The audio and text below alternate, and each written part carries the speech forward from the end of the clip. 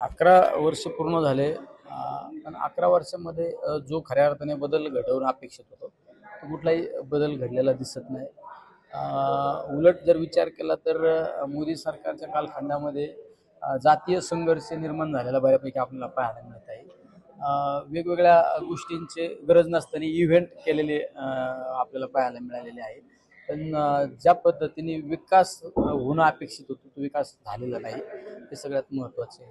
ठीक आहे, 11 वर्ष जरी पूर्ण झाले तरी त्या पट्टीत डेव्हलपमेंट नाही. कसं असतं, खोटं बोल पण रेटून बोल अशी भाजपची पद्धत आहे.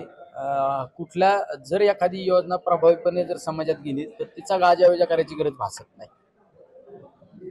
त्यामुळं तुम्ही काम केल्यानंतर तुम्हाला समाजाला दाखवायची गरज नाही ना. शेवट काम जो माणूस काम करत नाही तो 4 वेळा खोटं बोलून रेटून दाखवण्याचा प्रयत्न केला जातो. अनेक शासकीय योजना राबवल्याला दाखवलं जातं, पण त्याचा फायदा सर्वसामान्य लोकांपर्यंत होत नाही. हे सगळे कधी कधी बऱ्यापैकी खोटी आकडेवारी समाजापुढे सांगितली जाते. तसा कुठलाही प्रकार नाही. ज्या पद्धतीने 2014ला मोदी साहेबांचं सरकार या देशामध्ये आले, त्यांनी सांगितलं की बेरोजगारी कमी करू, काहीतरी 2 कोटी तरुणांना नोकऱ्या देऊ, प्रत्येकाच्या खात्यावर पैसे टाकू, प्रत्येकाला त्या ठिकाणी अकाउंटवर पैसे टाकू, काला धन लावूंगा. हे काहीच नाही झालं. बेरोजगारी नाही कमी झाली, बेरोजगारांचं प्रमाण वाढलं. तुम्ही प्रत्येकाच्या अकाउंटवर पैसे टाकतो म्हणले होते, ते पण पैसे टाकलेले नाही. हे सगळे खोटे आहे आणि सगळे खोटे आश्वासनं दिलेले आहे आणि सगळे आश्वासनं हवेत गेले.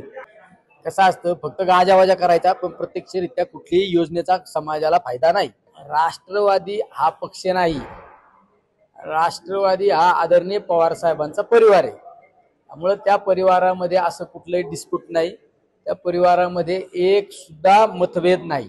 त्यामुळे जयंत पाटलांनी जरी त्यांची बाजू मांडली, पण पक्षाचं नेतृत्व करणारे माणसं आदरणीय पवार साहेब आहे, आदरणीय ताई आहेत, अजून अनेक नेते मंडळी आहे, ते त्या पद्धतीने कुठला निर्णय अद्यापर्यंत घेतलेला नाही, घेणार पण नाही.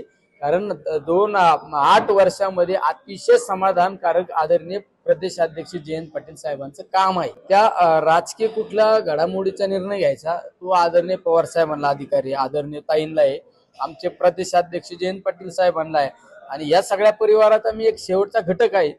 ज्यामुळे जो शेवटचा घटक असतो त्या घटकाने कधी वरिष्ठ लेवलवर राजकीय चर्चा सुद्धा करायची नसती आणि ती पाळणारा मी कार्यकर्ता आहे.